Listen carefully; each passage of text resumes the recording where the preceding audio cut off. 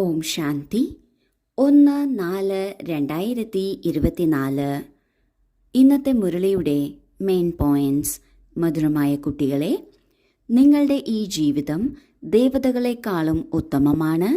എന്തുകൊണ്ടെന്നാൽ നിങ്ങളിപ്പോൾ രചയിതാവിനെയും രചനയെയും യഥാർത്ഥത്തിലറിഞ്ഞ് ആസ്തികരായിരിക്കുന്നു. സത്യയുഗത്തെ സ്വർണിമയുഗമെന്ന് പറയുന്നു. ത്രേതായുഗത്തെ രജതയുഗമെന്ന് പറയുന്നു. ദ്വാപരയുഗത്തെ താമരയുഗമെന്ന് പറയുന്നു. കലിയുഗത്തെ ലോഹയുഗമെന്ന് പറയുന്നു. എന്നാൽ സംഗമയുഗത്തെ പറയുന്നത് വജ്രയുഗം എന്നാണ്. യുഗം വജ്രസമാനം എന്ന് പറയുമ്പോൾ ആ യുഗത്തിലെ ആത്മാക്കളെക്കുറിച്ചാണ് പറയുന്നത്.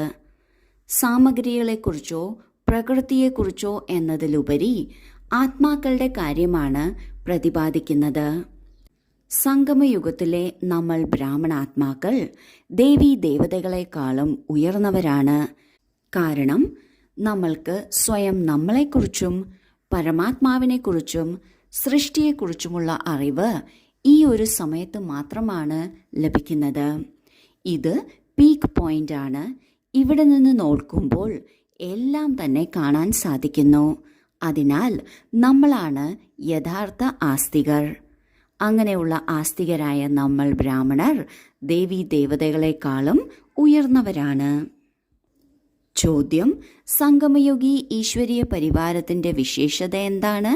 അത് മുഴുവൻ കൽപ്പത്തിലും ഉണ്ടായിരിക്കില്ല. ഉത്തരം: ഈ സമയം സ്വയം ഈശ്വരൻ അച്ഛനായി നിങ്ങൾ കുട്ടികളെ സംരക്ഷിക്കുന്നു, ടീച്ചറായി പഠിപ്പിക്കുന്നു, സദ്ഗുരുവായി നിങ്ങളെ പുഷ്പമാക്കി ഒപ്പം കൂട്ടിക്കൊണ്ടുപോകുന്നു.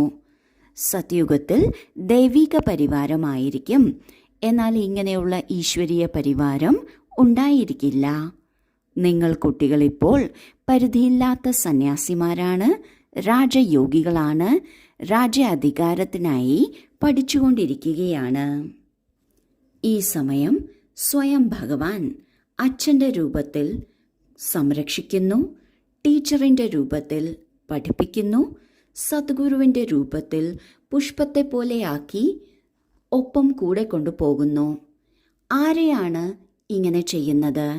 അത് മുഴുവൻ സൃഷ്ടിയിലെയും എത്ര ആത്മാക്കളുണ്ടോ അതിൽ നിന്ന് തിരഞ്ഞെടുക്കപ്പെട്ട വളരെ യോഗ്യതകൾ നിറഞ്ഞ ആത്മാക്കളാണ്. അങ്ങനെയുള്ള ആത്മാക്കളെയാണ് ഈശ്വരീയ പരിവാരം എന്ന് പറയുന്നത്. ഈ ഈശ്വരീയ പരിവാരത്തിൽ ആരാണോ നന്നായി പഠിക്കുന്നത് അവർക്കാണ് പിന്നെ ദൈവിക പരിവാരത്തിൽ പോകാൻ സാധിക്കുന്നത്. ആ സമയം നമ്മൾക്കൊരുപക്ഷെ തോന്നും ദൈവിക പരിവാരമായിരിക്കും മികച്ചത് എന്ന്. പക്ഷേ അങ്ങനല്ല. ഈശ്വരീയ പരിവാരത്തിലുള്ളവർക്ക് എല്ലാം മുഴുവൻ സൃഷ്ടിയെക്കുറിച്ചും പരമാത്മാവിനെക്കുറിച്ചും പരസ്പരവും അറിയാം. ഇങ്ങനെ അറിവുള്ള ജ്ഞാനികളായ പരിവാരം ഈ സംഗമയുഗത്തിൽ മാത്രമേ ഉണ്ടായിരിക്കുള്ളൂ. ബാബ പറയുന്നു, നമ്മൾ ഓരോരുത്തരും പരിധിയില്ലാത്ത സന്യാസിമാരാണ്. പരിധിയില്ലാത്ത സന്യാസികൾ എന്നാൽ മുഴുവൻ വിശ്വത്തെയും ത്യജിക്കുന്നു. പക്ഷെ തൻ്റെ മനസ്സിൽ നിന്നാണ് ത്യജിക്കുന്നത്, പുറമേ അല്ല. പുറമേ എല്ലാവരുടെയും കൂടെ നമ്മുടെ ഉത്തരവാദിത്വങ്ങളെല്ലാം നിറവേറ്റിയാണ് നിൽക്കുന്നത്. പക്ഷെ മനസ്സുകൊണ്ട് ഇതെല്ലാം ബാബയുടേതാണ് എന്ന് മനസ്സിലാക്കുന്നു. അടുത്തതായി നമ്മൾ ഓരോരുത്തരും രാജയോഗികളാണ്. രാജയോഗികൾ എന്നാൽ നമ്മൾ രാജാക്കന്മാരാകുന്നതിന് യോഗം ചെയ്യുന്നവരാണ്. രാജ്യാധികാരം എങ്ങനെ ലഭിക്കണം എന്നതിന് പഠിക്കുന്നവരാണ്. ഈ ഒരു വിശേഷത മുഴുവൻ കൽപ്പത്തിലും നമ്മൾക്ക് ലഭിക്കുന്ന പരിവാരത്തിൽ ഉണ്ടായിരിക്കില്ല.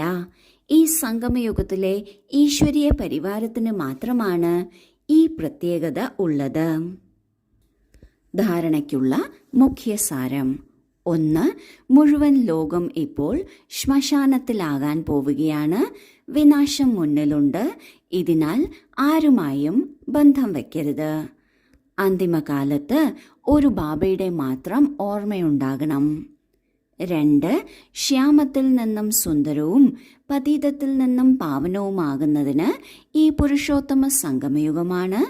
ഈ സമയമാണ് ഉത്തമ പുരുഷൻ ആകുന്നതിനുള്ളത്. സദാ ഈ സ്മൃതിയിലിരുന്ന് സ്വയം തന്നെ കക്കയിൽ നിന്ന് വജ്രസമാനം ആക്കണം. ആദ്യത്തെ പോയിന്റിൽ ബാബ പറയുന്നു, വിനാശം തൊട്ടു മുന്നിൽ തന്നെയുണ്ട്. നമ്മൾ കണ്ണുകൾ കൊണ്ട് എന്തെല്ലാം കാണുന്നുവോ, ആരെയെല്ലാം കാണുന്നുവോ അതെല്ലാം മണ്ണടിയാൻ പോവുകയാണ്, ശ്മശാനത്തിലാകാൻ പോവുകയാണ്. അതിനാൽ വ്യക്തികളുമായി ബന്ധം വയ്ക്കരുത്. തീർച്ചയായും നമ്മളുടെ ഉത്തരവാദിത്വങ്ങൾ നിറവേറ്റണം. നമ്മളെല്ലാവരെയും പരിപാലിക്കണം. എല്ലാവർക്കും സ്നേഹാദരവ് നൽകണം. എന്നാൽ ആരെയും ഓർമ്മിച്ചുകൊണ്ടിരിക്കരുത്. അവരുമായി കൂടുതൽ ബന്ധം സ്ഥാപിക്കുന്നതിന് നോക്കരുത്. കാരണം വിനാശകാലമാണ്. അന്തിമകാലത്ത് ഒരേ ഒരു ബാബയുടെ ഓർമ്മയിലാണ് നാം ഇരിക്കേണ്ടത്. രണ്ടാമത്തെ പോയിന്റിൽ ബാബ പറയുന്നു, ഇത് പുരുഷോത്തമ സംഗമയുഗമാണ്. കറുത്തതിൽ നിന്ന് വെളുത്തതാകേണ്ടതാണ്. പതീതത്തിൽ നിന്ന് പാവനമാകേണ്ടതാണ്. ഈ സമയം മാത്രമേ നമ്മൾക്ക് ഉത്തമരാകാൻ സാധിക്കുള്ളൂ. ഈ സ്മൃതി എപ്പോഴും ഉണ്ടായിരിക്കണം. ഇത് സമയത്തിൻ്റെ മഹത്വത്തെ പ്രതിഫലിക്കുന്നു. ഇതിനനുസരിച്ച് ഓർമ്മയിലുണ്ട് എങ്കിൽ നമ്മൾ സ്വയം നമ്മളെ കക്കയിൽ നിന്ന് വജ്രസമാനമാക്കാൻ സാധിക്കും. വരദാനം: ജ്ഞാനധനത്തിലൂടെ പ്രകൃതിയുടെ എല്ലാ സാധനങ്ങളും പ്രാപ്തമാക്കുന്ന പദമാപദം പതി ആയി ഭവിക്കട്ടെ. ജ്ഞാനധനം സ്ഥൂലധനത്തിൻ്റെ പ്രാപ്തി സ്വമേധയാ ചെയ്യിപ്പിക്കുന്നു. എവിടെ ജ്ഞാനധനമുണ്ടോ അവിടെ പ്രകൃതി സ്വയം ദാസിയാകുന്നു. ജ്ഞാനധനത്തിലൂടെ പ്രകൃതി എല്ലാ സാധനങ്ങളും സ്വതവേ പ്രാപ്തമാക്കിക്കുന്നു. ഇതിനാൽ ജ്ഞാനധനം എല്ലാ ധനത്തിൻ്റെയും രാജാവാണ്. എവിടെ രാജാവുണ്ടോ അവിടെ സർവപദാർത്ഥങ്ങളും സ്വതവേ പ്രാപ്തമാകുന്നു. ഈ ജ്ഞാനധനം തന്നെയാണ് പദമാപദം പതി ആക്കുന്നത്. പരമാർത്ഥവും വ്യവഹാരവും സ്വതവേ തന്നെ സിദ്ധമാക്കുന്നത്. ജ്ഞാനധനത്തിൽ ഇത്രയും ശക്തിയുണ്ട്. അനേക ജന്മങ്ങളിലേക്ക് രാജാക്കന്മാരുടെയും രാജാവാക്കി മാറ്റുന്നു. ബാബ ജ്ഞാനധനത്തിൻ്റെ മഹത്വത്തെക്കുറിച്ചാണ് വരദാനത്തിൽ പറയുന്നത്. ജ്ഞാനധനം സ്ഥൂലധനത്തെ കൊണ്ടുവരുന്നു. ജ്ഞാനധനം എവിടെയുണ്ടോ അവിടെ പ്രകൃതിയും ദാസിയാകുന്നു. എല്ലാ പദാർത്ഥങ്ങളും സ്വതവേ പ്രാപ്തമാകുന്നു. കാരണം ജ്ഞാനധനം രാജാവാണ്. എവിടെ രാജാവുണ്ടോ അവിടെ പ്രജകളും പദാർത്ഥങ്ങളും എല്ലാം പ്രാപ്തമാണ്. ഈ ജ്ഞാനധനത്തിൻ്റെ ആധാരത്തിൽ പദമാപദം പതി ആയിത്തീരുന്നു. അതിനോടൊപ്പം അനേക ജന്മങ്ങളിലേക്ക് രാജാക്കന്മാരുടെയും രാജാവാക്കി മാറ്റുന്നു. സ്ലോഗൻ: കൽപ്പകൽപ്പത്തിലെ വിജയിയാണ് ഞാൻ. ഈ ആത്മീയ ലഹരി ഇമർജാണെങ്കിൽ മായ ജീത്തായി തീരും. ഞാൻ വിജയിയാണ് എന്ന് ബാബയാണ് നമ്മളോട് പറഞ്ഞത്. ബാബ സത്യം മാത്രമേ പറയുള്ളൂ. നമ്മൾ ഓരോ കൽപ്പത്തിലെയും വിജയിയാണ് എങ്കിൽ തീർച്ചയായും നമ്മളുടെ കൂടെ വിജയം ഉണ്ട്. ഈ സ്മൃതി സദാ ഇമർജ രൂപത്തിലാണെങ്കിൽ മായയെ ജയിക്കാൻ സഹജമാണ്. ഓം ശാന്തി.